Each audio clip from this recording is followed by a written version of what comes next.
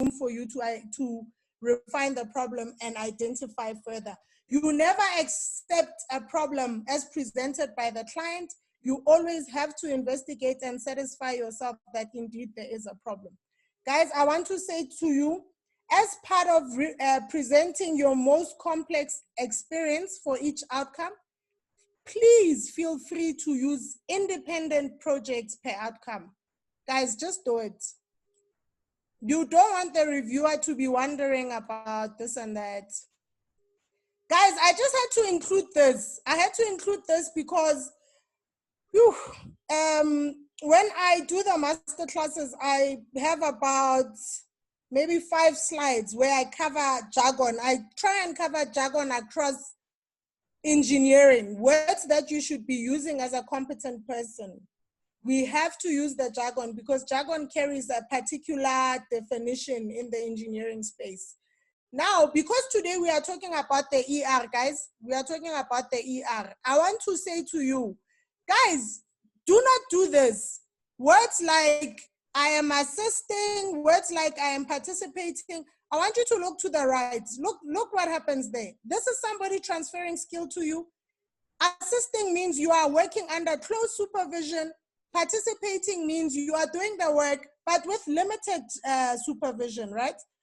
In your ER, guys, there are only 2 words that you should be using. For me, in fact, the word that I encourage you to use is responsible. I am responsible. I am responsible.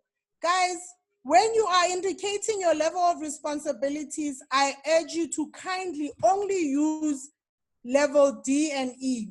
You will see here at the bottom, so I forgot that I can actually use my mouse. Guys, I'm new to this app. I'm just like actually a little bit traumatized. So guys, if you look what I'm trying to show you here, I believe everyone can see my mouse, right? So here what I'm saying to you guys is that for contributing, which is basically responsibility level D, these outcomes are the ones that you can do at level D and E. Obviously, my best scenario is for you to do everything at level E, but then I am saying that contribution can be done for outcome 2, 4, and 6. For outcome 1, 3, 7, 8, 9, and 10, guys, you cannot write anything that you are doing below the level E, which is you being responsible. Here it is. Guys, at level E, you are responsible, but you are not accountable. You are responsible, but you are not accountable. Now, guys, I'm trying, what I was talking about previously, yeah, this was just a general rule. This rule does not apply to a particular category, does not apply to a particular discipline. This is just the rules. This is how you do it for success. You have to give access to the reader. Now I want to zoom into, okay, today's lesson is about you guys asking questions. I believe everyone has had an opportunity to read the case study, and then you guys probably have some questions that you'd like to clarify. But what I'm going to do in these 2 slides is I want to share my findings. So in other words, these are high-level findings. The detailed findings on the report are actually captured via track changes. So I've used track changes to make my comments, and then I've obviously corrected whatever text that I could correct without contacting the candidate. So guys, I want to say here, a lot of people are making this mistake. Guys, a lot of people are making this mistake. Someone called me the other day and said to me, Lebu, as I'm writing my ER, I'm noticing that I'm rewriting or cut and pasting the TERs. Yes, this is correct. Anything and everything in your ER, guys, has to be referenced to some TER. Now, naturally, if you do not take your most complex work, what is going to happen? You are going to rewrite the whole report. So you have to take that work where you know that you had an opportunity to apply some engineering judgment, guys. I urge you to take only the examples where you are not just taking theory, where you are not just taking a standard that your company invented 10 years ago. I encourage you to take a TER where you know that the complexity of the problem required you to apply some judgment. Another problem that I am noticing in the almost in everybody's report, it's quite interesting, is, and I think it's because when we are at work, we are never encouraged to talk about I. When you work for a company, you write a design report, you always talk about we talk about the company, it was decided. Guys, for the ER report, you have to use I. Everything has to start with I. Guys, the other thing that you should not do, please do not use passive writing. Passive writing wants the reader to slave. Let me make an example. When you write, you say, I investigated whether the pipe, what. Some people choose to say, the investigation of the pipe was done by myself. Don't make the reader slave. So whenever you are writing your words, just make sure that your doing word ends with an ED. The minute you bring in a TION, you need to stop yourself because then you are going into passive mode. Guys, you can see even here, I considered versus consideration. Once you say consideration, the person doing the action needs to be at the end of the sentence. So I urge you to please write in the active voice. Guys, the only way to win here is to start every sentence with I. Let me tell you why also that is a good principle to follow. When you say I did, I reviewed, I investigated, the other thing that it does is it only allows you to write work that is your exact personal contribution. The minute you are talking about they decided the material used, who used the material. So everything that you put in this report, right, guys, has to be reflective of your exact contribution. Guys, I want to share a little bit about the engineering judgment. Guys, this is something that I say, but I probably don't say it a lot because coaching is not my full-time job. But guys, I want you to just note that you will never, okay, let me remove it from you. It is not possible to complete a complex problem without having options. It is not possible to complete or solve a complex problem without options.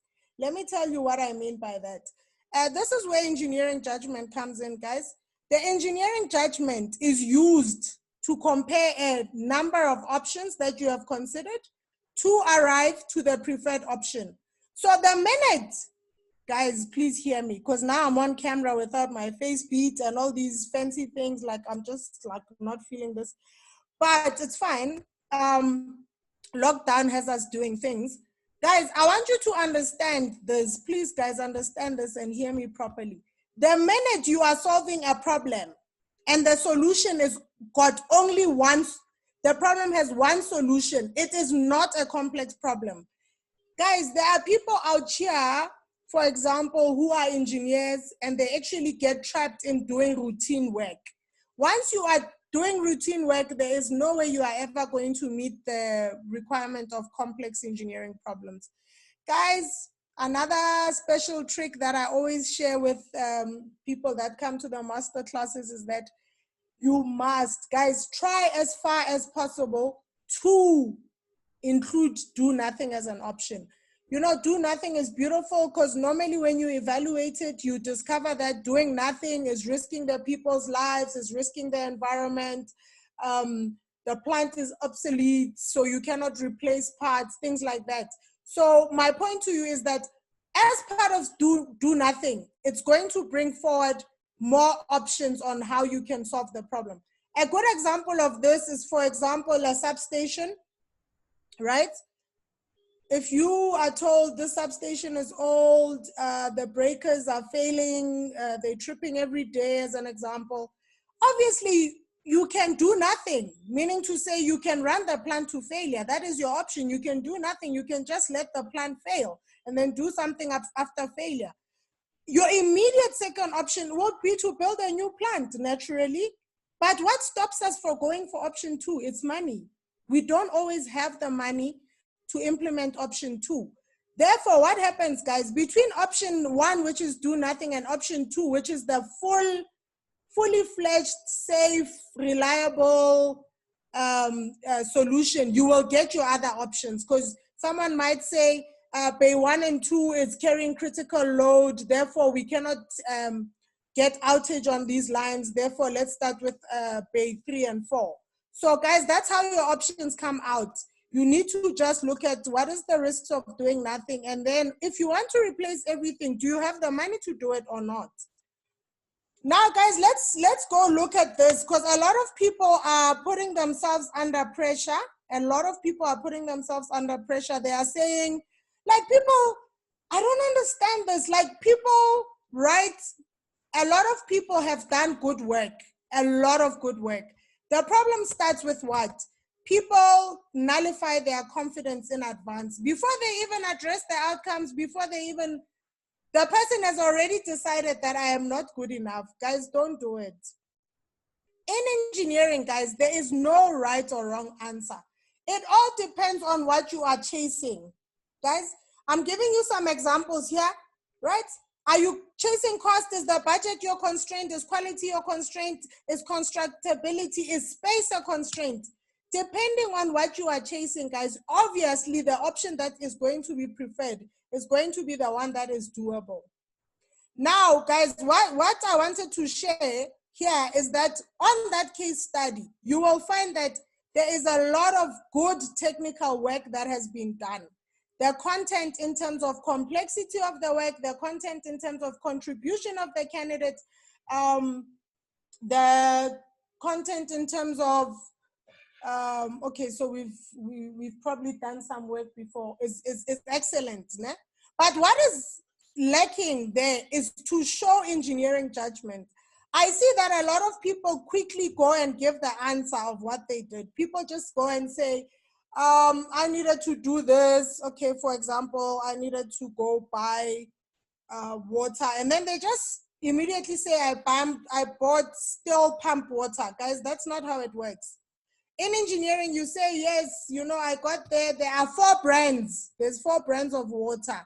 And then sometimes, depending on maybe you are diabetic, you can't take too much of this, then you start eliminating some options. Guys, I want to urge you to compare. Stop yourself. The minute you are solving the problem and you have not shown the reader which options you have considered, you need to stop yourself, because immediately, even if the problem is complex, you have not made the reader understand that you have applied yourself to arrive to the solution. Guys, engineering judgment is very important.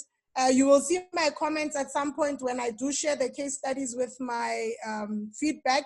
You will see my comments there. I think it will help you to internalize this matter of engineering judgment. Otherwise, I mean, if I look at outcome 2, the candidate has addressed outcome 2 very clearly, because they have followed all legal requirements. They have ensured that the plant is safe. They have mitigated all the environmental impacts. What is not visible there is the engineering judgment that was applied to arrive to those solutions. Oh, this one just really gets me warmed up. This one, it just, you guys, don't do it. It goes back to the golden rules that I gave you guys. When you are writing, actually, it goes back to the jargon. Remember I said, when you are writing your ER, do not use anything that is on responsibility level A, B, or C. Do not use it. What people are doing sometimes is they are tempted. I know, Guti, you guys are like honest and stuff, and you don't want to take accountability for other things. People are using words like training. When I was training does not belong in the ER. If you are training, you cannot be responsible. People are tempted to mention things like my supervisor. People are tempted to say, my supervisor assisted me. People are tempted to say, alongside my supervisor, we decided. No, we do not use words like we in the report. Guys, the minute you are forced to say, somebody assisted me, somebody supervised me, you need to abort that mission. Do not put that evidence in your report, guys. Don't do it. So everything that you are writing in the report is what you have done. Let me show you a little trick that you need to do that also assists with engineering judgment, guys. Look at it this way. If you are wanting to show the reader that, you are working with people, because obviously all engineering problems cannot be resolved as an individual. We all know that they are multidisciplinary. So of course, you are going to work with people. Here's a little trick that I share with you guys that you need to use. Rather say that people gave you something that is input into doing your work, or say you have given somebody something that is output from your work for them to do their part. So this is the best way to reflect, because I do know that outcome 4 requires you to interact with multidisciplinary people or teams. So I know that it is difficult to eliminate this issue of my supervisor and I. So I urge you to rather say, and this is actually part of outcome 1. In outcome 1, guys, you should not be able to investigate the problem without getting input from somewhere. If you want to build a new plant, let me use power lines because that's my area. If I want to put up a new power line somewhere, guys, naturally I need a survey. Naturally, I need a planning report. I need input from a planner. Naturally, I need input from the environmental people who did the environmental impact assessment. So the best way to show working with other people from other disciplines is to say, the surveyor gave me the survey that I used to do my design, that I used to check all obstructions on the servitude, things like that. I urge you to rather say the input that I received from the fact that your supervisor was there is not the assessor's business. This report is about your competence. The minute you are able to execute a task by yourself, guys, this is enough. You don't have to be saying me and my supervisor, because the person just wants to know if you are competent to execute the task.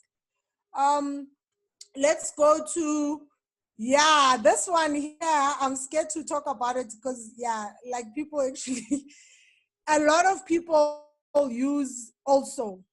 Guys, don't use also, because what also does is also implies that you are doing somebody's portion that you were not supposed to do. I also, so people normally say, I did this and this, and then I also.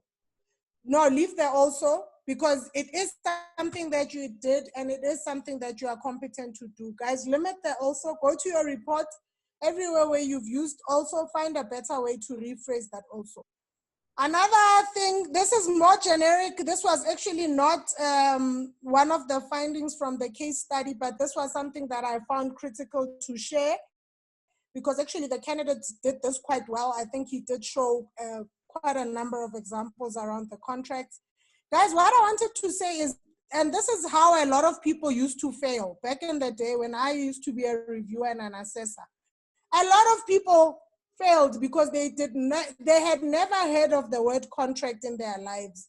Some of the people were so good at what they do. They had been doing it for 8 years, 10 years, so they could design whatever like a guru. However, they had never heard of the word contract. And this is enough to fail you. Why, guys? Because a contract is only beneficial when something goes wrong. A lot of people never think about it like that. Like the typical question used to be, what is a contract? And then normally the candidate would be like, I don't know what that is. Some of the candidates would know what it is. And then you would be asked, when is a contract beneficial? And people would draw a blank because they never actually took the time to understand what contracts are and why. Because I always say, designers do their designs, they give their drawings, everything is clearly designed, is clearly defined. Why do we need a contract, guys? a contract is only beneficial when things go wrong. When the contractor is not following the technical spec, the only thing that you can use to mitigate the problem is a contract. If you say to the guy, build me a house, and you don't tell the guy that you want windows in the house, don't be surprised if the guy gives you a house without windows. Guys, please do this. When you talk about contracts, that outcome that talks about contracts, do yourself this favor. You must actually mention which contract conditions were used in that project. You know, because we all know that contracts are different. Some of them look at quantity, some of them look at this. You must mention to the reader what contract was used in your project. While you are there, guys, do yourself a favor and understand those conditions in that contract. Now, because your scope is technical and you are not a project manager, what is critical to show in your report is problems that were encountered. Guys, what problems did you encounter where you actually needed to use the contract to take corrective action for your technical scope? Guys, look at examples where the contractor took a shortcut.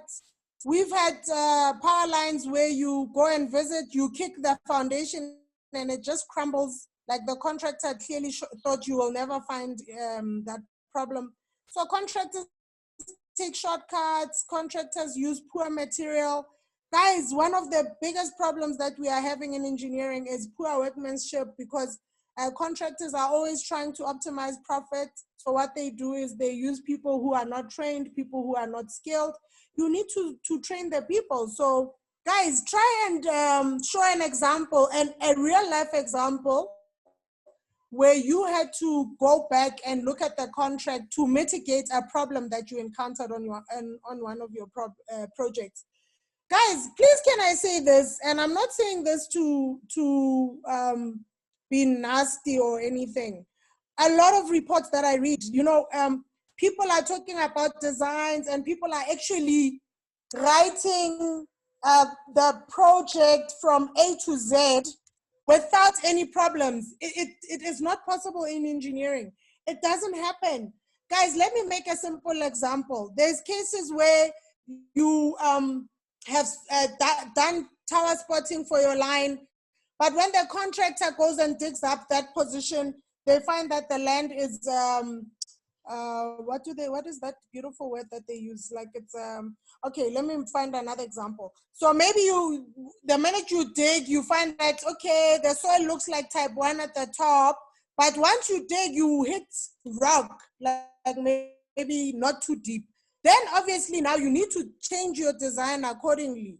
So I have never in my life worked on a project where what was recommended on paper came out exactly the way that it was built. It doesn't happen, guys. Stop making the report look like, oh, you proposed a solution and from day 1 to day 50, when the thing was implemented, everything went smoothly. It doesn't. And that's why the key requirement for registration is actually engineering judgment. Because when things go wrong on site, they force you to think on your feet. You don't have time to phone the specialist in the office and say, hey, Mr. Jacobs, what do you think about this? The guys are asking you now, should we do this or should we do that?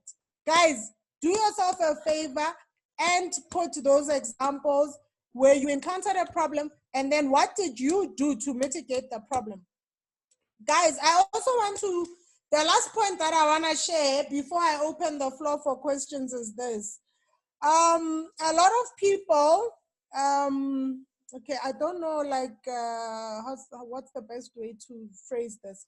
But let me start by saying complexity. A complex problem, right, must, noma kanjani, when you are dealing with a complex problem, guys, a complex problem will have risks that you need to mitigate.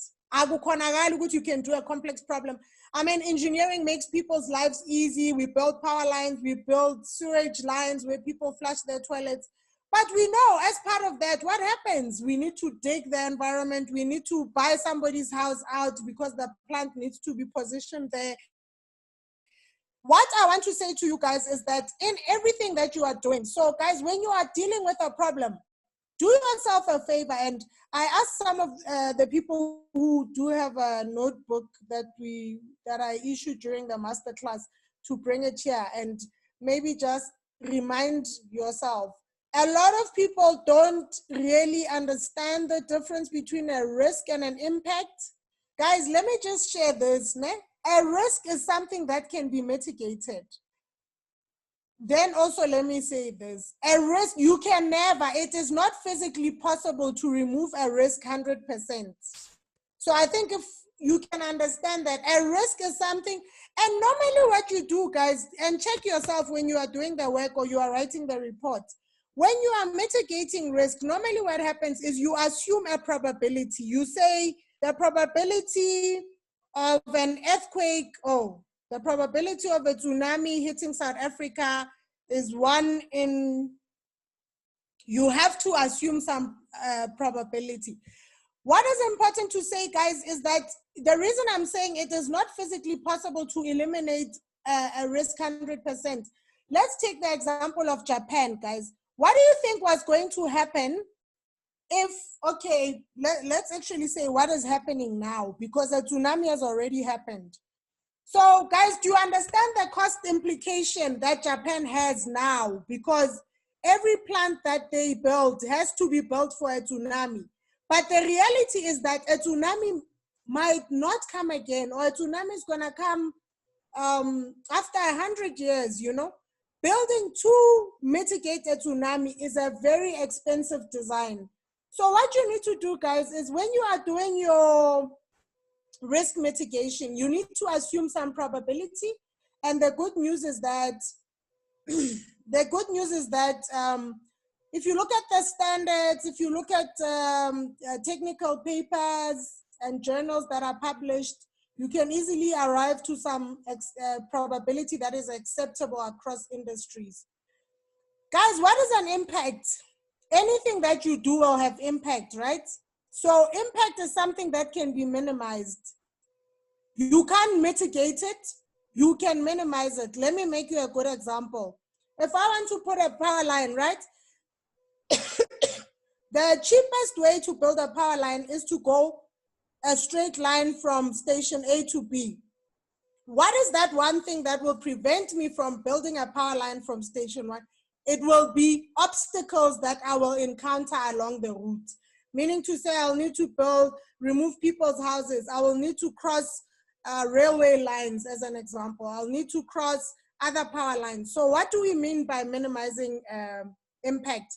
What I mean, guys, is you have to go find a number of routes, so alternate routes that you can follow.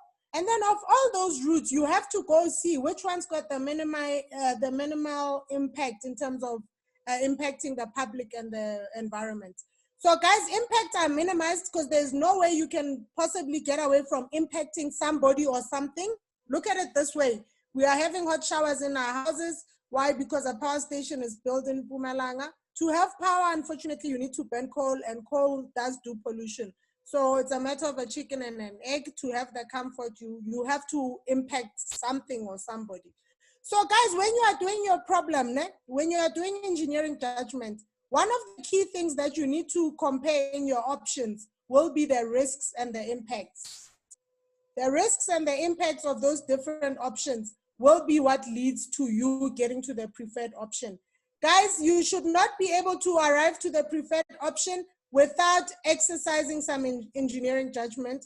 And engineering judgment, if I can summarize it, is you need to have options of how to solve the problems. The different options are chasing different things in terms of cost, reliability, constructability.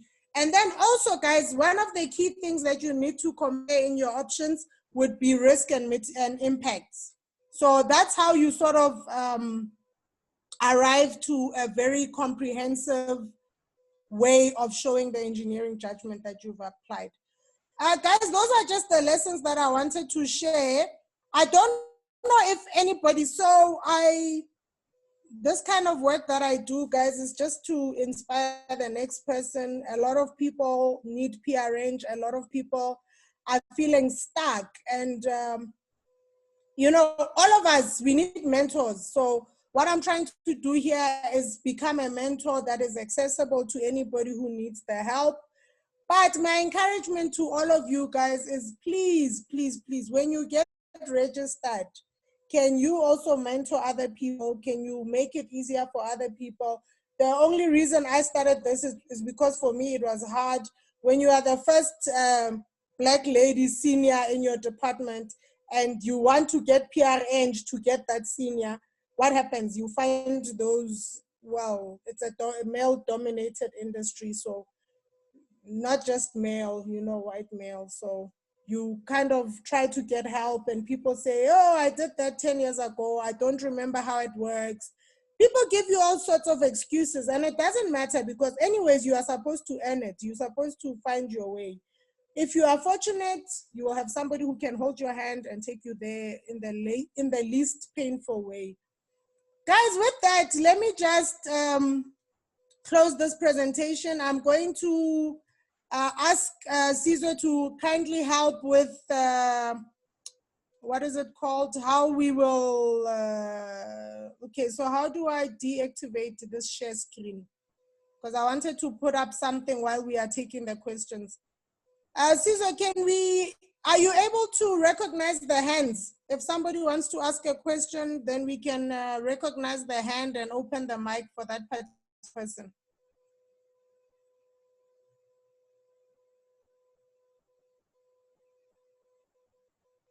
Hello? Hi, Lebu. Yeah, so I was just trying, I wanted to just show something here on the screen while we take questions, but I was wondering if you will be able to assist me with recognizing the hands, because I saw there's an option that you can use to recognize a hand if somebody wants to ask a question. Oh, yes, there were hands earlier, but I think they dropped their hands. So I'm not sure if No, any it's fine. question, guys, you can quickly ask. I'll unmute everyone to ask your questions.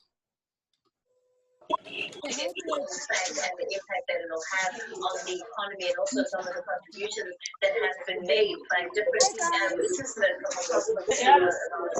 I wanted to put this up. Guys, I don't know if you can see this. I just want to put it in the background while we talk.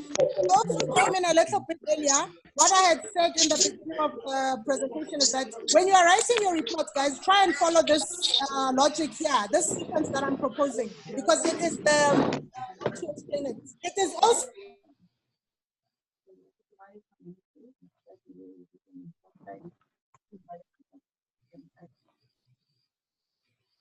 follow because they keep asking themselves, what about this? What about that? So I'll just put that on the side, but I think we're gonna open the floor for questions. I'm trying to make the screen bigger. I just don't know how this thing works. Guys, we'll take questions.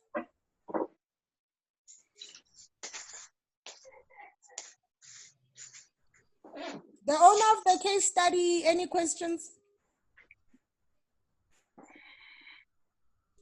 Guys, feel free to unmute yourself if you have a question.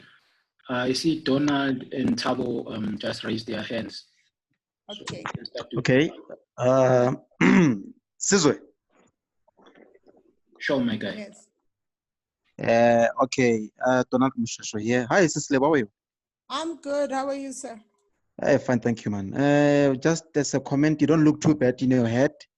So the lockdown. You guys trapped me. I did not want to be on screen. You don't have to feel so awkward. I think we are all in our comfort zones, so we can totally relate. Okay, so you can relax. Ooh, guy, that was a total hijack. I wasn't ready for that, but it's fine. Yeah. Okay. Anyway, I did also go through the case study. I must say last night. But just going back, I'll just make reference to the guide to competence standards, right? Okay. Yeah. You'll tell me if I'm sort of going off route here. But in the definition of a complex project or problem, that table too, to say test for a complex engineering problem, right? So when I looked at the use case and basically checking that table and mapping the introduction of the problem itself, I couldn't actually check or actually satisfy myself that there was a convincing qualification to say the problem was complex enough, unless I'm missing that criteria in terms of satisfying yourself that the problem is complex. Okay. Yeah. I'm talking the descriptors now, as per the table. Yeah.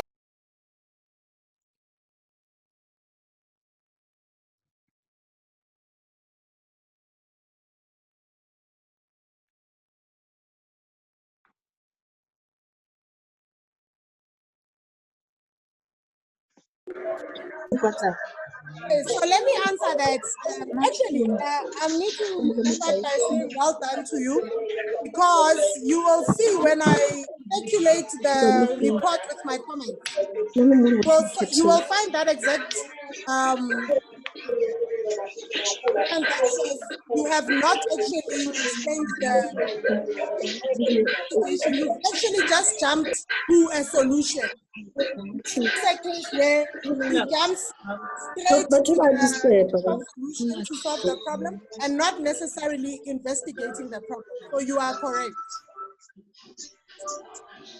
Okay, so my analysis there was not too far off from the truth, basically. No, it was actually spot on. I think I was trying to actually open my, I stopped sharing the screen because I wanted to open my copy of the actual case study. Yeah.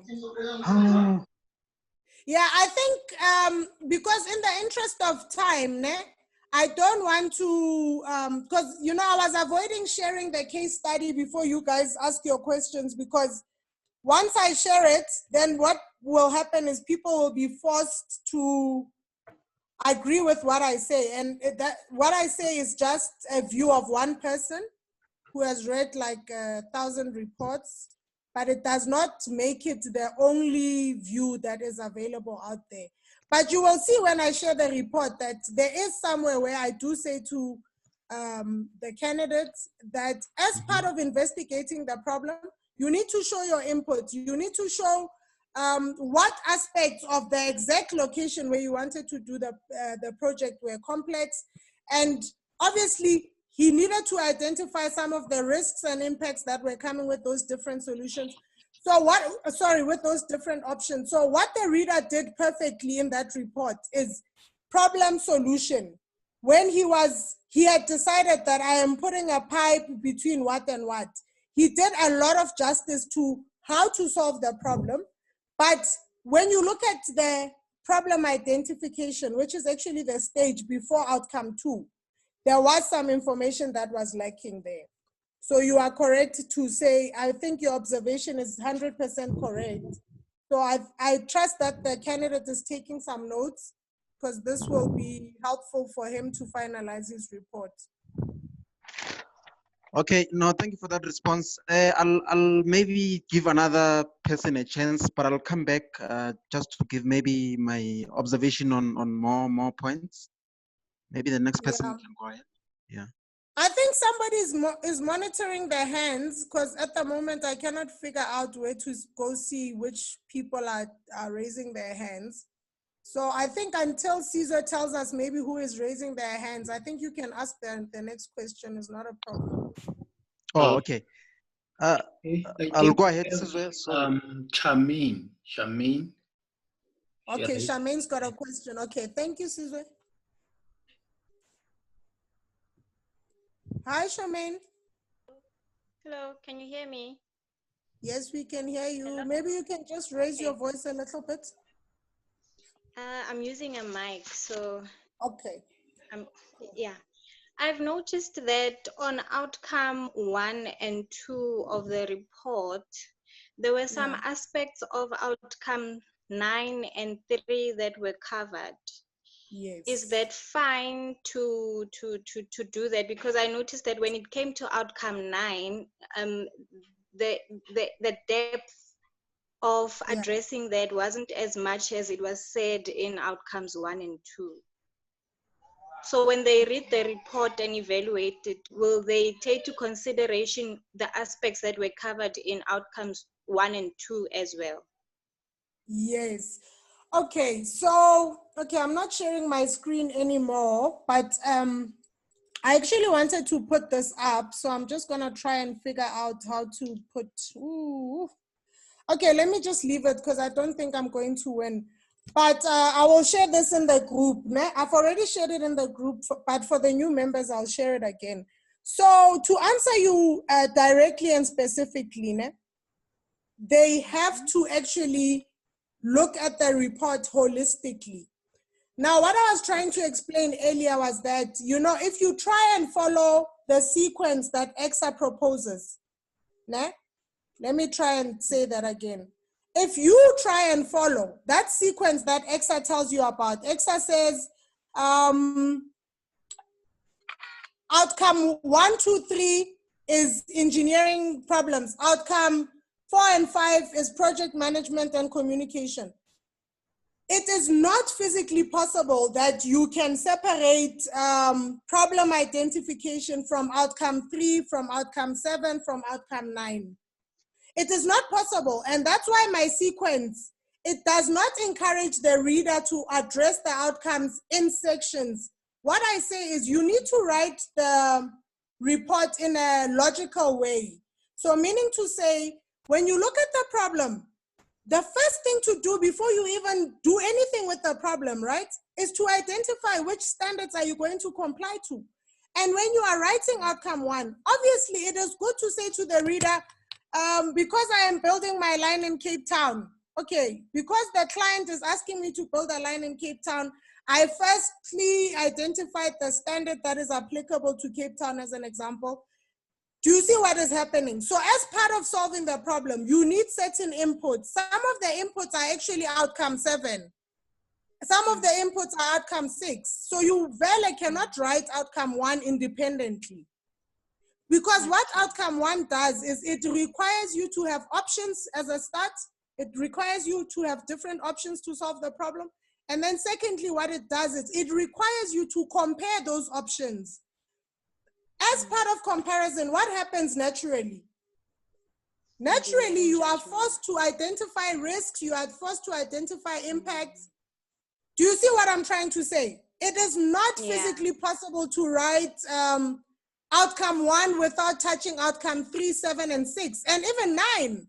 How are you going to get to your preferred option without applying some engineering judgment? It is not physically possible. So to answer you directly, yes, what the assessors do is, as they read the report, they have to keep a stock count of which outcomes they feel have been satisfactorily addressed. But when the candidate is forcing the reader to only recognize outcome 1 in that text, it is one of those limiting things that I was saying people shouldn't do. So what you guys should rather do is write your story, and then on the side column where you show your outcome, for every text that is corresponding to a particular outcome, just put a tag on the side saying this is outcome 7, this is outcome 3, this is outcome 9. Instead of you saying this whole section is addressing outcome 1. Charmaine, does that help you a little bit better? Yes, it does. It does. Yeah, because now what happens is, let me also say another thing that happens when you do it, when you try and address the outcomes individually, right? Exactly what you said earlier happens. The reader says, okay, if I find outcome 9 and 7 as part of outcome 1, this is not the most complex example that the candidate has. But as you read the report and you get to outcome 9, then you realize that, oh, actually in outcome 1, there isn't much meat on the bone. Why? Simply because the candidate has already written about the information at the top.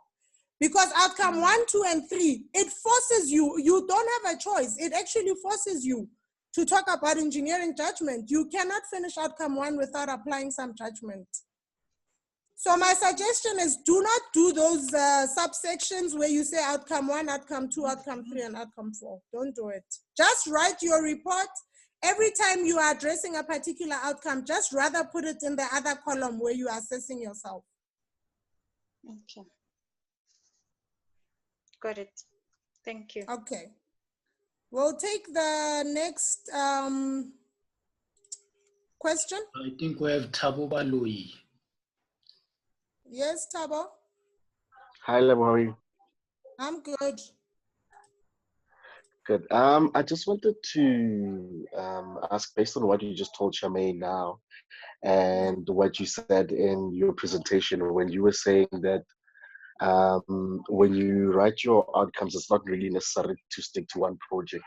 How do you advise that one should go about in terms of if you have different projects? How do you address like what you just told Charmaine now is that don't write those outcome 1, those subheadings.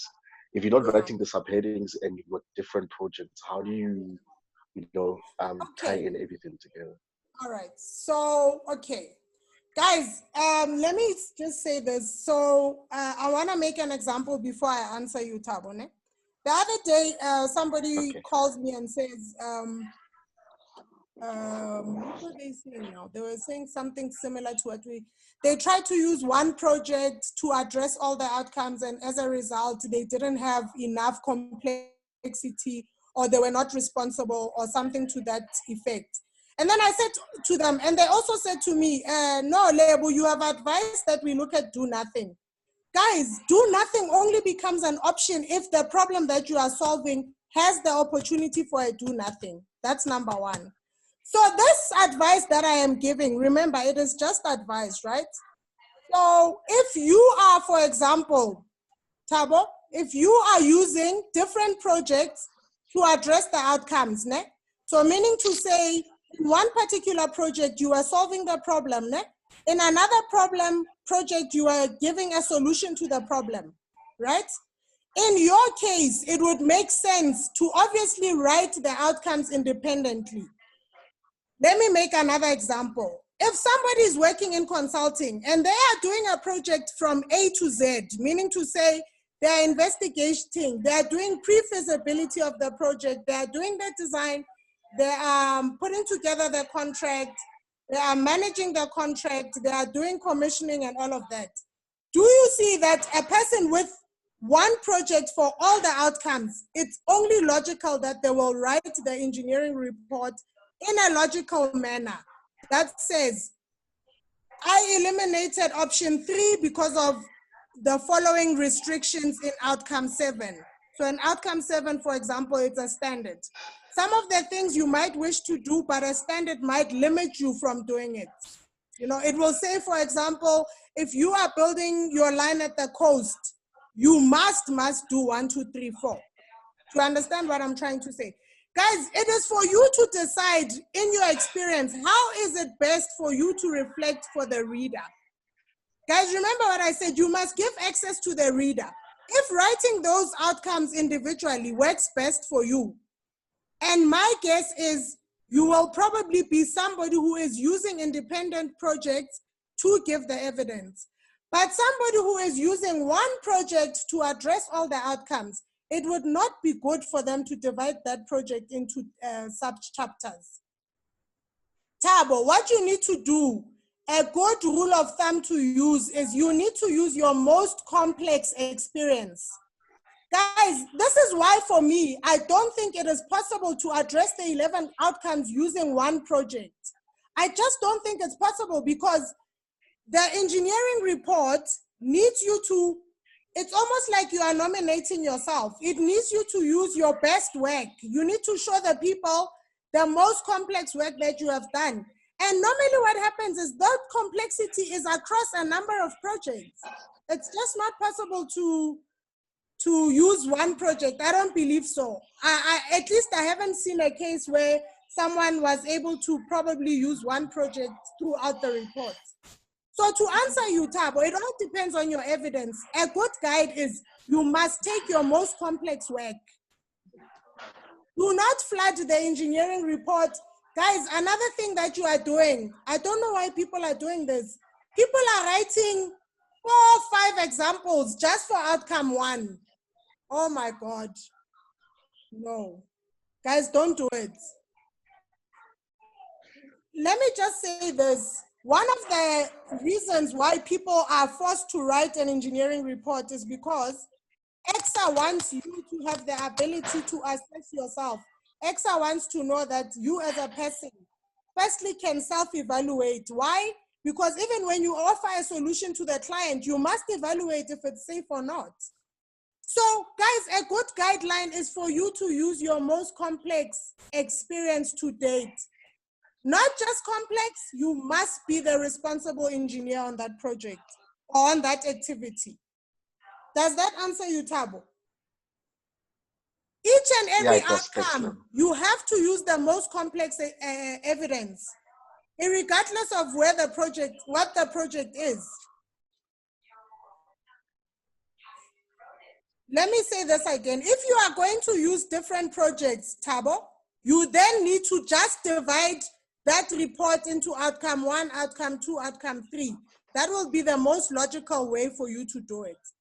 Now, I'm also saying to you, I'm giving you a heads up. I am saying to you, it is not possible, Thabo, to write about outcome 1 without addressing outcome 3, outcome 7, outcome 6, and outcome 9. I don't know how can I explain that better. It is just not physically possible to finish outcome 1 without addressing outcome 3, outcome 6, outcome 7, and outcome 9. It is not possible. How are you going to arrive to the preferred solution if you don't look at your risks, you don't look at your impacts? Once you have your risks and your impacts, what do you need to do? You need to compare them. You need to compare them to see, of these options, which one is the best one for my project? It is not possible to finish outcome 1 without looking at the other outcomes. What standard are you using to assess? What standard are you using? Are you clear on that, Thabo? Yes, I am, but I have another question based on what you just said right now. Okay. So if I have those sections for standards, and based on the guideline that you gave us from Simply Malebza, you don't necessarily have to go in chronological order. Yeah, X, like you don't have to do outcome on 1, 2, 3. Is it okay to also, like when you're writing your report? Hear me? Hello? Yeah, no, I'm listening. I'm trying to go close because I can't really. Yeah, just say the last part again, Thabo. Okay, what I was saying is, I get it. I'm asking if it's necessary. You said we don't have to write it in chronological order according to what X has proposed. Is it advisable or is it acceptable to jump from outcome 1 and address outcome 3 and then 7 and then come back and address 2 in your report, like in that order? Yes. 100% correct. So if you follow the sequence that I am proposing as Malebza, what happens is you will see that on your right column there where you show which outcome and your level of responsibility. What you will notice is you will actually jump around. And what normally happens is outcome 2 is supposed to be at the bottom of that report, because the only time that you actually get to a solution is when you have looked at the standards that are applicable in that region. You have looked at the environment to assess all the risks and impacts. You have applied some judgment in terms of, let me make an example. If you put a line in Cape Town, there's high wind. You put it in Zanini, there's high temperature. You know, you will not be able to move from outcome 1 to outcome 3 without consulting some theory, because theory is the one thing that tells you how to do the work. The only problem with outcome 3 is it is ideal. It is an ideal situation that is outlined in a textbook. Now, guys, let me say this, because some of the people are not on the group. The difference between outcome 3 and outcome 7, guys, outcome 3 is the theory, outcome 7 is the standards. The only difference between those two things is what? In outcome 3, it is the ideal theory. It is how to build a line anywhere. Outcome 7, it is telling you how to build a line in a particular area. Therefore, what does that mean? It means you cannot move from outcome 3 to outcome 7 without having outcome 9. Because outcome 9 is forcing you to say, ideally, this is how I build a line. But because I'm putting the line in Cape Town, and I've got high wind, and I've got high temperature, then I need to modify outcome 3 using outcome 7. Because outcome 7 is a standard. It is telling you, how do you apply outcome 3 to a particular area? For example, if you take a standard, take the same standard in South Africa and take it in Japan. The key differences in those two standards, which is basically outcome 7, will be the fact that Japan has earthquakes, Japan has tsunamis, South Africa does not have those things, right? So ideally speaking, outcome 2, which is problem solution, Thabo. If you are working in a project where you actually have to investigate the problem and also offer a solution, what will normally happen is you will go from outcome 1, and then you will immediately say jump to 3, 7, and then you jump to 9, then you come back, you start communicating with people to get input to do your work. Outcome 2 is supposed to be somewhere at the bottom. That's how it's supposed to work. The reason I'm saying that is because everything else that you do as part of problem identification, it's going to give you options. The only way to get to the preferred solution from those options is to apply engineering judgment. Thabo? Okay, I get it, Lebo. Thanks. I understand. Yeah, I don't know. Yeah, guys, it can't be. A lot of people write their reports. They jump immediately to the solution. The other day, I mean, last week, I think it was last week, I reviewed 3 reports. And I was just so happy that when I put the comments, the candidate actually understood what I was saying. Because what they take as a problem is actually a statement from the client. They say the client asked me to build a wind farm. And normally that's what people identify as outcome 1. No, that is not outcome 1. I'm going to say this for the new people on the platform. Guys, as an engineer or as an engineering professional, you will never accept a problem statement from a client or whoever without satisfying yourself that indeed there is a problem. This is why outcome 1 is problem identification, because actually in everything that you do in engineering, you are not supposed to start solving the problem until you satisfy yourself that there is indeed a problem. I've had projects where somebody told me there was a problem. When I investigated, I actually discovered that there was no problem. But because those people are not engineers, they did not have enough knowledge or theory to decide whether there's a problem or not. They just wanted to throw money at the situation. Guys, it is the same as a root cause. A lot of people out here, when they do problem solving, they don't solve the root cause of the problem. They are solving the side effects of the problem. Then you hear the client coming back and saying, I know, Ubanban is fired because he's been solving this problem for the last 2 years and we still have the problem. This is why when you are given a problem, guys, you need inputs, you need as-built. The minimum input you need to solve a problem, guys, is the as-built file of that project that you are working on. You have no business touching the project until somebody gives you the as-built file. If they tell you this thing was built 60 years ago, we do not have the as-built file, you should be celebrating, because now outcome 1 becomes very juicy for you. Because the first thing you'll need to do is to figure out, what was this plant designed to do? Guys, don't do this thing of saying, I was asked to go fit. No, you never take the client's statement as the problem. You just don't do it because the client doesn't know. The client is not an engineer. They don't know. All they know is, I want to move from point A to B, but I seem to be stuck at A. So it is for you to advise the best way for them to move from point A to B. Thanks, Thabo. Okay, we'll have Lerato. I think Lerato have a question followed by Donald. Guys, why are your cameras off? Like, you can't make me be on camera without my things, and then you guys are not on camera. That's just not right. We are a team. Can we be on camera? Because I'm trying to find Lerato here on my screen. Lerato, where's Lerato? There. Hi. Lerato? Hello, hi. How Yes, are I you, actually ma'am? typed my question, but anyway, hi everybody. Thanks, Level, for the presentation. I think it's quite good.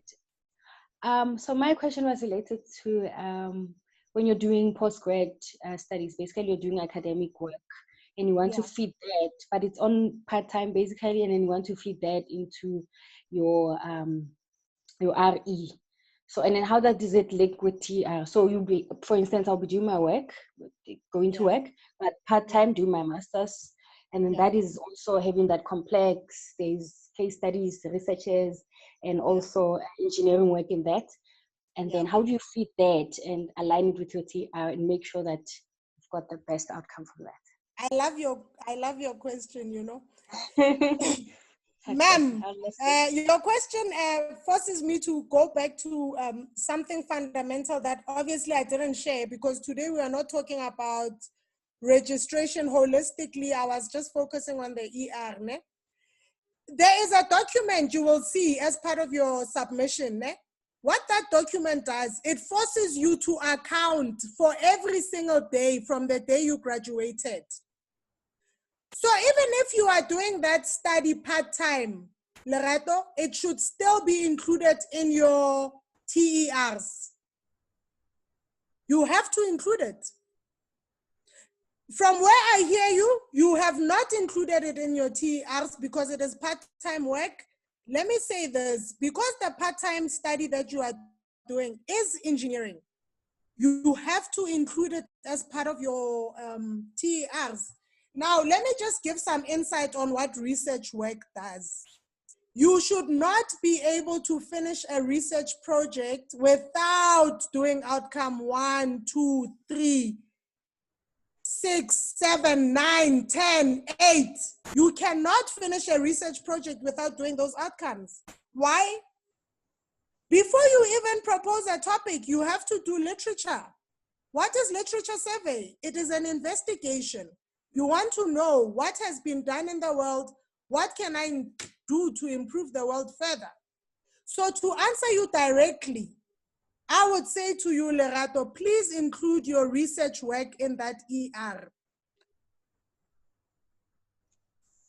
Okay, yeah, makes sense. You have to include it. In fact, you have to include it in your TERs also. Don't discount yourself. The other day, I got a candidate that I'm mentoring. Why? Because he got, let me just think quickly, what was his case? Okay, he got sent to EA, which is basically the experience appraisal. And then he was told that he only met, I think, 2 outcomes, something like that. So when I started mentoring him, I asked him several questions, you know, like I read his report, and as part of my evaluation of his report, I discovered that indeed he was put in abeyance for a good reason, meaning to say in his report, there wasn't complexity, there wasn't all of that. So then I started asking him questions. Have you done this? What about this? What about this? And then I discovered that this candidate has a master's in engineering. This candidate has a registered PhD in engineering. This candidate has written a journal that was published. This candidate has won an engineering award for the work that he did in his master's. Do you follow my point? So this candidate actually had technical work, but what had happened with him is that the person who was mentoring him did not tell him, you know, what to put in the report. And this I keep saying to people, most of your mentors do not know the new the requirements of NRS because they were registered in the legacy system. My advice to you is that anything and everything that you do during the time that you graduate to the time that you register, guys, you have to put it in the report. There's actually a form that forces you to account for all the days. Even if you go for maternity leave, you still have to write it down. Between July and December, I was on maternity leave. So to answer your question directly, you have to include that work. If you haven't included it in your report, ma'am, I suggest that you include it. Why? Because your topic, just your topic for your master's is outcome 1. The fact that you actually identified that there is a shortage in a particular area, you've already aced outcome 1. So my advice to you is please include that work. Okay, and your work is even, your job is even easier. I'll tell you why. Because your proposal is already addressing outcome 1. So in your case, you can even actually copy your proposal because a proposal is your writing. It's your own writing. You can say, I proposed the use of this and this at ESCOM because I noticed that the current use of this and this was not working. So in your case, you can even use the proposal as outcome 1. Are you happy with that, Loreto? I'm extremely happy. Thank you, Level. Okay, we guys, can I just advise something before we move to the next question? I just want to give you guys just some advice. And I don't know how we're gonna overcome this challenge, because this challenge is really killing a lot of candidates. I happen to be part of that team that is doing the research as to why people are not getting registered. And one of the underlying findings, and it's painful, is the fact that most of the people who are registered, for example, take me, guys, I'm a dinosaur. Most of the people who are registered actually got registered in the legacy system. So they do not know nothing about NRS. Guys, they are mentoring you using the standard that is, what is the right word to use? Absolutely. It is no longer valid. So they are not guiding you accordingly. So what I want you guys to do is, please take I think I shared it on the group, take the policy document and take the standard for your category. So in other words, if you are PR range, there will be a separate standard. If you are technologist, there will be a separate standard. If you are technologist, there will be a separate standard. Guys, it's even broken down further to disciplines. So if you are in electrical, please do yourself a favor and share with your mentor the discipline-specific guideline. Because that one is the one that is going to tell your mentor what it is that he is supposed to look for when he is reviewing your results. I'm sorry, your report. I don't know, I am getting reports and my heart just bleeds because somebody says to me, no, I'm ready to submit, but because I know you give coaching and you review ERs, I thought I'll pass it by you. And when I read it, my heart just breaks because I'm just like, what was your mentor doing? It's crazy. I don't know how it happens, but I'm going to recommend that you guys share those 3 documents with your mentors. Firstly, it will be the policy, because the policy will tell them about the new system. Then it will be the standard for the category, guys. And then there will be a discipline-specific guideline. These documents are comprehensive and they tell you everything from A to Z. Do yourself the favor and give it to your mentor. I don't guarantee that your mentor is going to read it, because why, if I have PRN, why would I spend my days reading a policy that has got 50 pages or whatever? And that is why I was trying to say on the group, anybody who gets registered, can you kindly start guiding other people? This is the only way we can overcome the problem. The more of us there is in industry, the more of us that can get registered. It's that simple. So guys, just do that. Let's take the next question.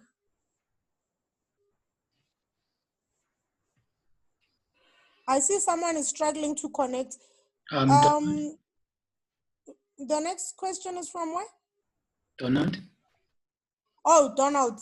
I'm gonna try and find you on my screen, Donald. Sorry. You can start talking. I'm gonna see you via that block that highlights your voice. Oh, there, I found you. Hi, Donald. Okay. Hi, Lebo, how are you? Again, sorry. I'm good. Okay, actually, from my side, it's actually twofold. Okay. I'll start maybe with an observation or a comment on that study case. Yeah. And then followed up by a question. Okay.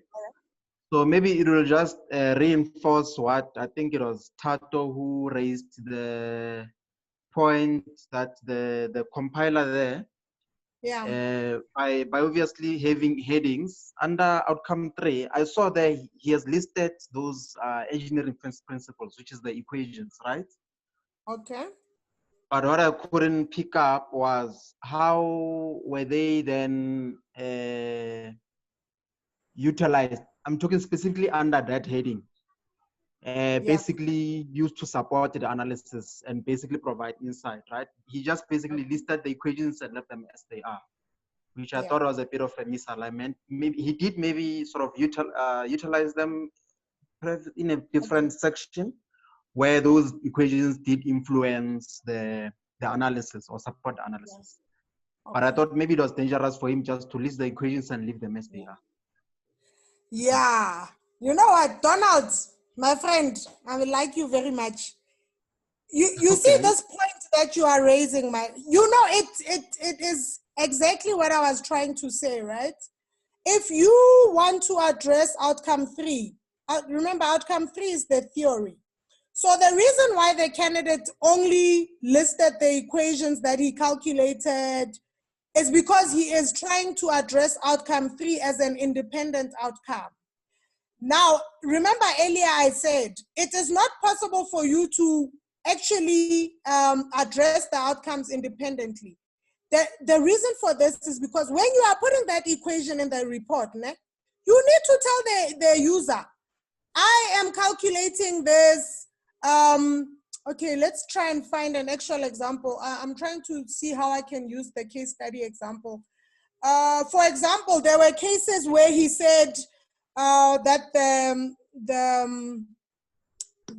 what is this now? When the ground is not, the slope. For example, there was an example that he gave where the slope was steep, and as a result of the steepness, he had to bring in other aspects to mitigate the steepness. What happens with those calculations? Now the calculations do what? They will give you a minimum requirement as per the textbook. The textbook tells you, if you want to avoid cavitation, this is what you need to do. Intake, pressure, outtake needs to be 1, 2, 3, 4.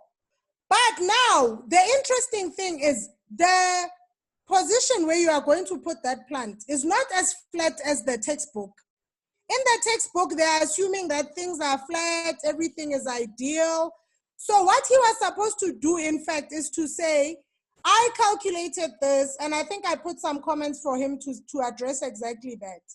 I calculated this. It is not just about the calculation.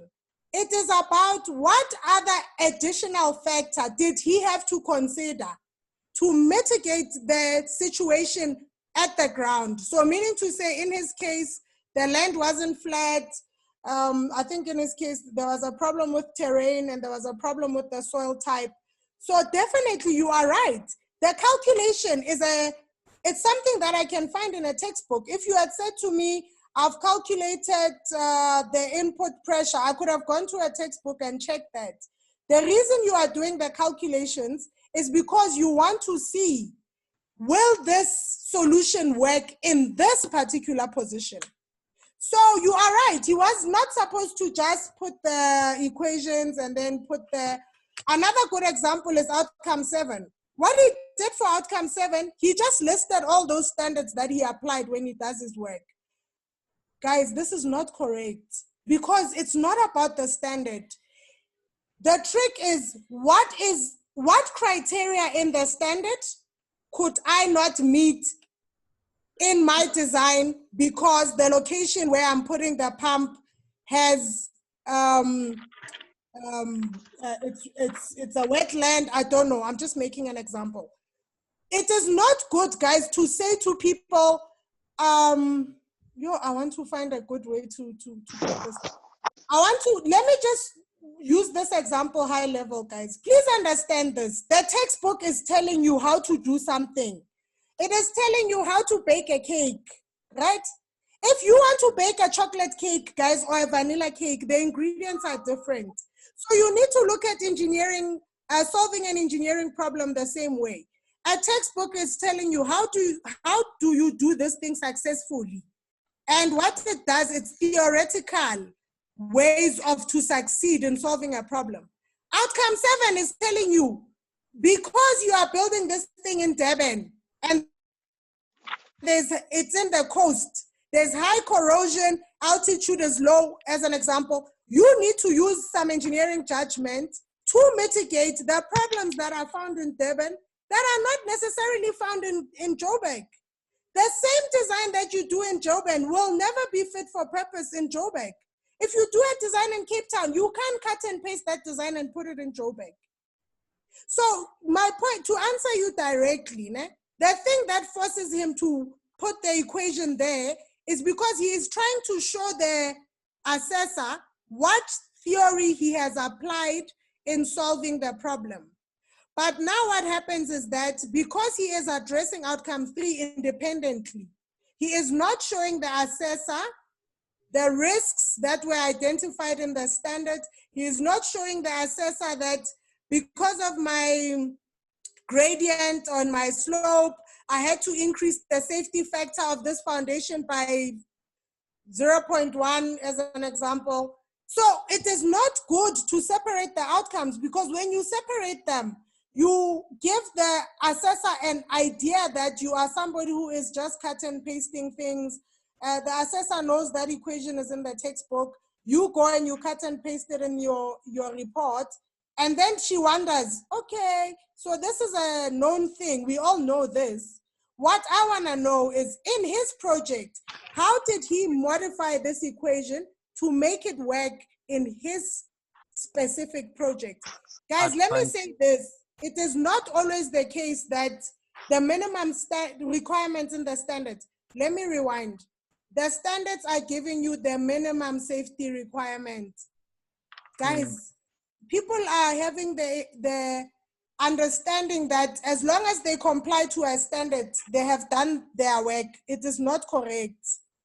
The only thing a standard does is it ensures that your design, even if you are a bad designer, it ensures that if you comply to those requirements in the standard, that design will be safe. I have never in my life done a project where I did not have to bring in some modification to a theory that's in a textbook, to a standard that was written 20 years ago. Guys, a good example is this. Let me give you a good example that will shock you. If 10 years ago, I designed a power line for some particular templating temperature as an example, what am I faced with now? There is global warming. You cannot tell me that the standard that was written 10 years ago is still applicable if I look at ambient temperatures today, because those ambient temperatures are much higher than at the time that the standard was written. Guys, I want you to just understand engineering judgment. You don't take, this one of pasting equations. I prefer that you guys rather say, I complied to Ohm's law, I followed what theory. Just leave it at that, because what EXA wants to know is, how did you apply that theory to your particular problem? Then secondly, as part of that thing, you saw some risk. How did you mitigate the risk? Donald, I can't see you. Oh, you moved. Oh, wow, this thing moves people around. Donald, are we understanding each other? Do you see why the candidate did it like that? He is not wrong, because what he has done is he is showing the assessor the theory and the fundamentals that he used to do his calculation. But what I'm saying to you guys here as a team is that registration is not about the theory. The registration is about, ma'am, this is how to paint your nails, but depending on whether you are painting somebody who likes short nails, long nails, somebody who is dark skin, light skin, this is a loose example. You need to then apply yourself to that. You step back and you say, okay, because I am building this thing in an area, okay, let's make an example, guys. What do you think is going to happen if you put a power line in Zanini now, because there's global warming? What do you think is happening in Zanini to a power line that has just been built now? When I say now, I'm talking 5 years ago. Let me tell you the sad reality. The sad reality is that that power line is not going to perform properly because the temperatures that were used at that time to do the designs are not the same temperatures that we are experiencing now because of global warming. This does not mean the engineer did a bad job. All it says is that the inputs that were used at that time have changed. And this is why I am saying to you guys, before you even accept that there is a problem, you need to investigate for yourself. Guys, you cannot finish a problem identification without going to site. Hello, I want to open all your speakers. If you have finished a project or you have finished doing problem identification, guys, without going to site, yo. Right. Donald, did I answer you? Yes, thank you, madam. There was just a follow-up question on that. Thank you. I think you did answer, sufficiently. The candidate is making notes because, sorry, Donald, before I interrupt, what I wish for us to do on this group, which is the only way to effectively transfer some good skills, is the candidate, I have given him the report with my comments. He is taking comments from the group here. He's going to go back and modify his report, implementing all of the comments that we have given on this group. Then we are going to look at that report again. The new report, right? Isn't it? Because we are going to use track changes to be able to see from revision 0 up to revision 3, what have we modified? What have we included? We just need to do it. That is the only way that people actually seem to be learning quicker, is if you show them, okay, it was like this, but this is missing 1, 2, 3, 4. So this is how you correct it. So if I can have things my way, I will suggest on the group that when we finish this case study, when I say finish, I mean finish all the questions. I'm going to share the case study with my comments. I have already given it to the candidate for him to update his report. On this platform, I am encouraging the candidate to note all the comments and do corrective questions. Corrective actions. And then I want us to take this report, the modified report, and look at it again. I want us to look at it again. You look at it as an individual. If you have a question, you post the question on the group on WhatsApp. Guys, is that fine? Yeah, bo. Yeah. Let's okay, Donald had another question. Donald? Yeah, maybe just as the last one for me, specifically on this, on the competency guideline. Yeah. There's a statement there, especially under the very, what do you call them? Fundamental knowledge, right? Yeah. Maybe it boils down to first principles as well. To say they may be used explicitly or tacitly. Yeah. That's what the statement is saying. Okay. It's saying fundamental knowledge may be used explicitly or tacitly. Okay, so what that refers to is exactly what I just said to you. There are cases where you find that if you apply theory as per the way it is in the textbook, it will work 100% fine. That's what they mean. And one of the key things that makes people say this or that is because bear in mind that Woo, what? Somebody just did something to my screen. Oh no, what happened? The thing that makes people say that is because there are cases, I'm just trying to find a very good example because let's use a substation as an example. Ne? There are particular areas where you might want to build up a substation, and then guess what? When you go and look at the terrain there, everything is nice, everything is flat. The soil type is soil type 1, which favors your foundations. So in that case, you can use the theory as it is. But the trick is this: you still need to show the reader or the assessor or the client why you are happy that the way it is satisfactory. A key component of that is this, my friend. If the textbook theory is adequate for your design, automatically it implies that the standard is also aligned to the textbook. Do you see that? Okay. Some of the requirements that you will find in a standard will definitely be a cut and paste of a textbook. But because every project is unique, meaning to say, even if you are building power lines and they are the same thing, they are all 400 kV, they're all, the fact that you are building one in Northern Cape and you are building one in Northwest is what brings in the difference aspect. So they are saying to you, you can apply them as they are, as long as you find that design to be adequate. Number one being, it is safe. I tell you now, don't ever do that. There is no design that can be successfully done by applying textbook knowledge the way it is. My friend, it doesn't happen.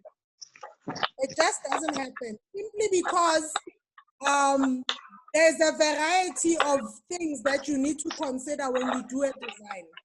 So it shouldn't be possible for you to use the theory in the way they are stating it there. Another thing that I think they are meaning to imply there is that when you are solving a complex problem, you should not also be able to solve a complex problem without applying some fundamentals. Do we all agree on that?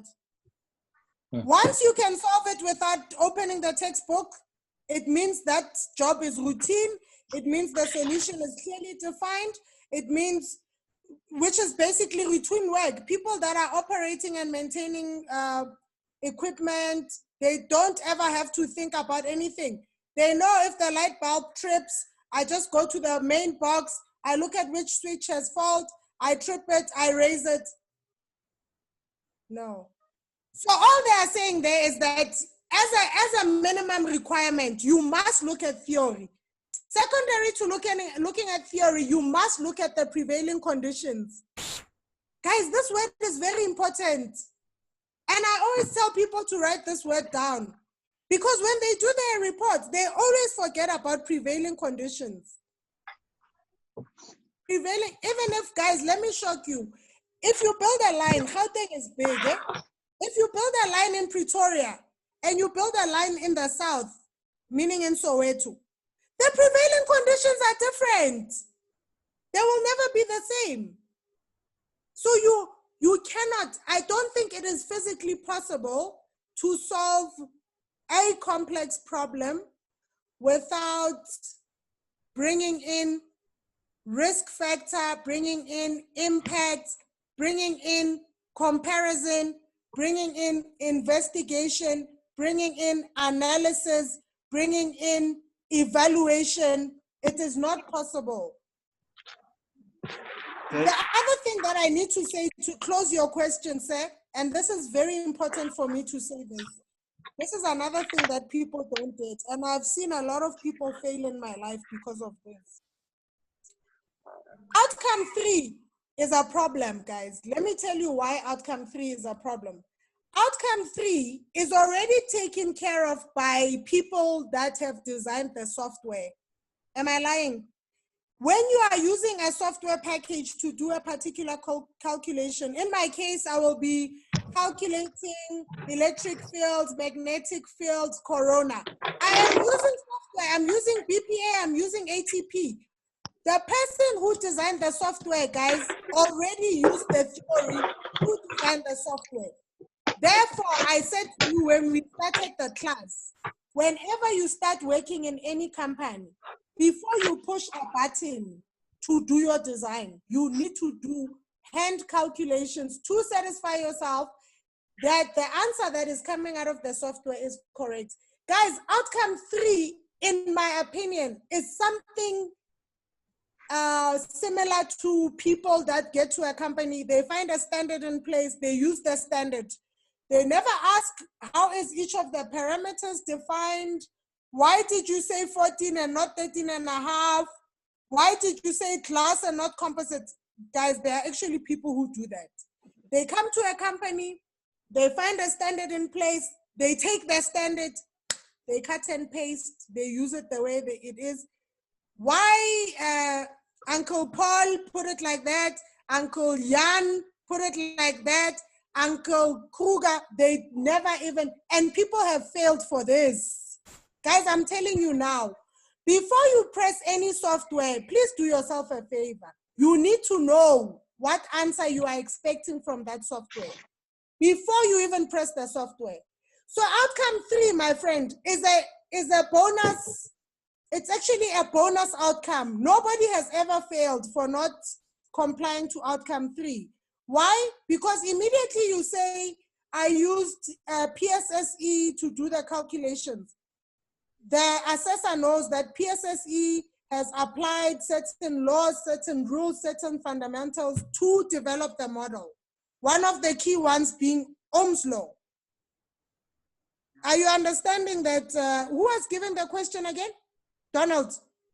Donald, outcome 3, you will never fail.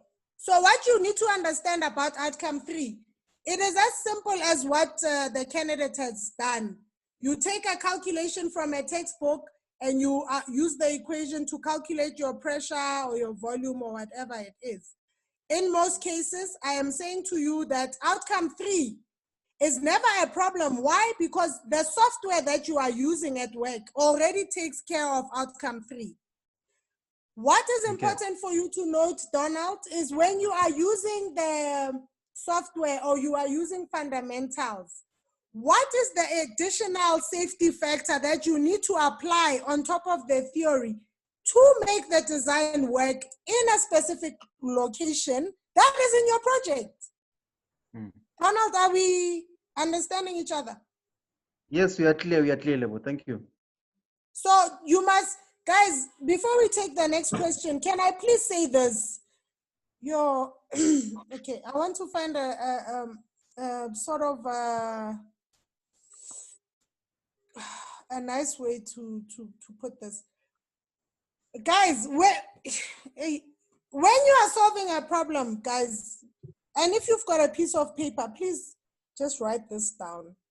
You should never, ever, I don't even, okay, we are dealing with PRNG level here, so I'm going to leave the technicians because technician says clearly defined problems. So here we are dealing with complex problems. Guys, when you are dealing with complex problems, I want you to stop yourself when the following happens. 1, if you are solving that problem without having to open a textbook, guys, if the solution to the problem is only 1, right? If you do not find yourself having to compare something with something else, you are not dealing with a complex problem. Guys, just internalize this. I want you to even stop yourself when you are writing. The minute you are writing outcome 1, and you do not use the words like comparison, evaluation, investigation, analysis, please, you need to abort that mission because you are not doing a complex problem. A complex problem can never be solved without having options. Guys, we all know that the preferred option is the one that is the cheapest one. In these days, we are living with financial constraints. So definitely we know that the preferred option would be one within the budget. The safety aspect of it is taking care of standards, because you are not allowed to design anything that is below standards. Please understand that. Now, what I am saying to you guys is you have something built to do something, right? Please look at it this way. You have something built to do something. Then you have the client saying, I have this situation. I want to move from here to here. Your job is to move the client from here to here. So there is no way you can move from an S-built thing to a desired situation without having options. There'll always be more than one way to skin that cat. If you do not mention that in your report, please stop writing. You need to stop writing, because the list that a reviewer expects to see in your report is 3 options. You need to have 3 options. An option of doing nothing, most of the time it's dangerous for the people and the environment. The second option is the ideal one. If money was falling off trees, we would do option 2. Let's just replace this whole plant. But we know we cannot do option 2 because there's things like outages, there's things like constructability, there's things like maintenance. Sorry, let's leave maintenance for now. Things like an outage to do the work, things like how to construct the work. A lot of times I see people putting infrastructure and they do not mention anything about space. Guys, how can you do a design and you don't mention, for example, issues around the space? Because sometimes you may have the space, but the conditions of the soil, conditions of the servitude or whatever might actually constrain you from doing what you want to do. I don't know how best to explain this, but you need complex problems, guys, need you to sit down and apply theory. From theory, you stop and say, why is this thing not going to work where I'm building it? Then what you do is you mitigate. You say, for me to prevent this thing collapsing in 2 years, I need to do this. Let's take the next question. Thank you, Mutawung. We've been wanting to see your face. We'll take the next question. How are you, sir? Hey, Jules. Hi, guys. Who's got the next question? That's all. Yeah, I think we have exceeded our time, the allocated time, I meant to say. So I don't know, before we close the meeting, I just want to understand from the floor that it doesn't look like we have any other cases for this particular case study. Is that correct? From the floor? Are we having any other questions? Okay, right now we've run out of time. I accept that. The reason I'm asking this question is because obviously if we are having a meeting tomorrow, which is what we had agreed to do, I suggest that we look at the report with my comments. We will go through each of my comments and then I will explain the logic behind the comment that I have made. Is that proposal accepted by all members? Yes. Yes, it's accepted. I need to hear from the floor, because the way I projected this is once we read the case study, right? Yes. I was expecting that there's going to be more questions than what we had today, but I can see why we finished all the questions, because we've literally taken 2 hours. So this is actually very good. So I am proposing that tomorrow I will put up the case study and I will put up the one with my comments. And then we will look at the comments one at a time. And then before we move off the comments, guys, I will open the floor for you to interrogate the comment. In other words, even the candidate I gave him feedback. He still said to me, okay, for this comment, I agree. For this comment, what do you mean? Should we do that tomorrow? Yes. Or should we do it next Monday? We can still do it next Monday.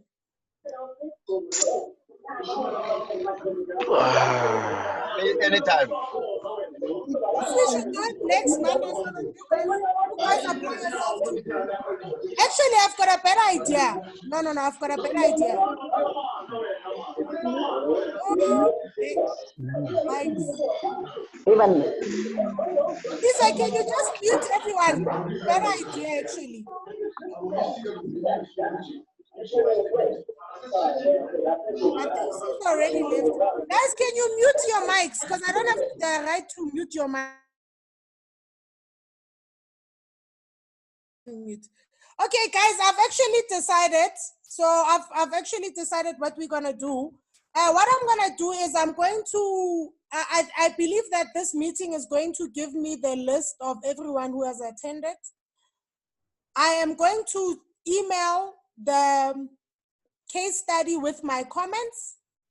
And then I'm going to give everyone a week to look at my comments, to look at their own comments, and then to merge the total outcome, meaning to say, to arrive to an ideal report, what should we do? And then I'm going to ask Sizwe to schedule another meeting next week, Monday. In that meeting, we will go through the comments one at a time. So I think let's do it like that. Let's take a break and look at the case study with the comments. Everybody, I know, guys, we are working. We are essential service. There's no one in this platform who's not essential service. So I know that people might not be able to look at this thing today or tomorrow. So I think a good proposal is to email the case study to everyone who's here on the platform. And then we are going to take a week. Next week, Monday, I suggest that we start at 6 o'clock, Sizwe. 7 is a little bit late. Yo, I'm tired. So I'm just going to propose that we start at 6. And then we are going to go through those comments, guys, one at a time, because there's a lot of source in the comments that I have given. The candidate has also, been very grateful for the blind spots that I've tried to highlight in his report. And I believe that everyone in this platform will benefit from that. So I will see you guys next week, Monday. And then I will send Sizwe the report so that he can email it to everyone who's in the meeting. Guys, please don't cause me problems. Do not send this report to people who are not in this platform, because we're gonna have to repeat questions and answers. I don't wanna do this. This is a once-off. So if you are not here in this meeting today, it's unfortunate that you have missed the case study. This is the first time that I'm also doing this, guys. So I wish for you to also understand that things are, improve the more that we do. We're going to have another case study, but one of the rules that I have set out in the beginning is if you do not partake in the actual interaction, meaning to say people asking questions, and you unfortunately you cannot benefit from the case study, because you will start sending me private messages asking me, what do you mean by this and that? And I do not want to have a nightmare on my WhatsApp. Guys, with that, I want to thank Sizwe, because Sizwe is the one who has set up the form for us and set up the Zoom meeting. And I think Sizwe will be contacting you guys with the invitation of the next meeting. And then with that, I want to thank you for being here. I also want to swear at somebody while I'm on the screen. Whoever said I must switch on my camera, I did not appreciate that. But because you are the client, I did switch it on. Yeah, no, guys, sorry. I thought I could do this video, so I didn't really make any effort in, yeah. So I'll see you guys Monday. Thank you so much for coming, guys. I really appreciate your energy to try and transform the stats. The stats are really bad, but together I believe we can change the stats and overcome the challenges. So I'll see you next week, Monday. Bye, guys. Bye. Bye-bye. Thank you. We love you. No, Bye. I love you. Bye, Level. Bye. Do give me feedback because I also want to continuously improve. This is my first online class. So. You're amazing. You're amazing. Jabu, love you all. Thank you so much. But guys, you must be honest with me. Don't be nice to me. We are not. How do I go Because first? you're too good to be true, okay? I want to come out of When chat. you see my comments, guys, let me tell you this. When you see my comments, Jabu, you'll love be you. like, okay, I get it. Like, I get it. Such a Where's superwoman. Jazum? Where's Zoom? It's still on. I can hear them. We're still on. I'm seeing the guys as they log off. Who wants to sing Jabu? Oh, but I can tell you, I you're such a don't think superwoman.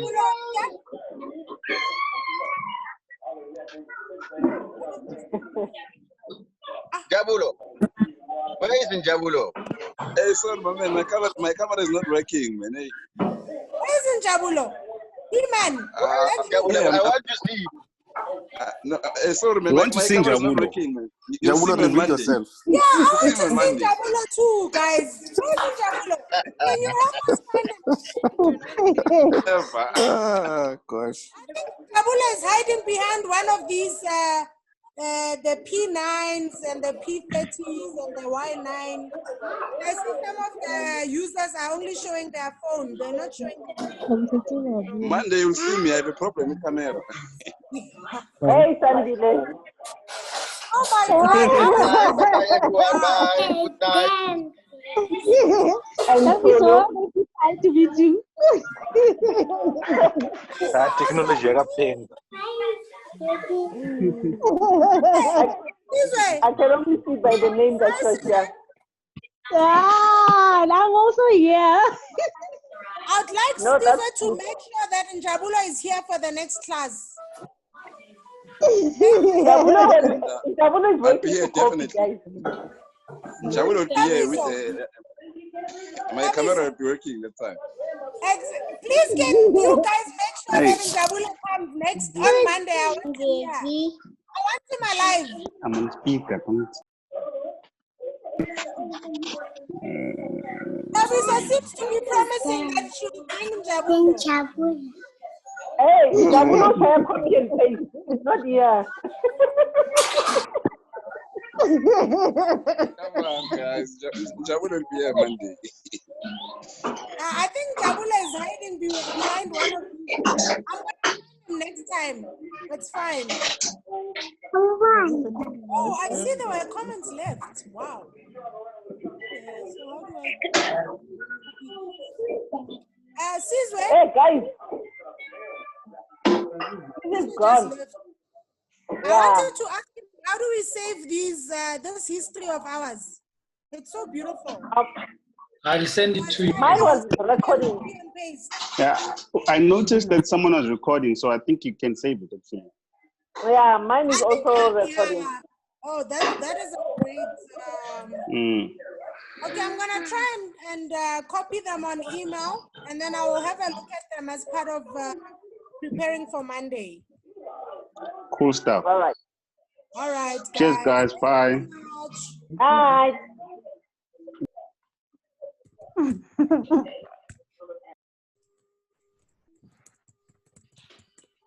Chances out.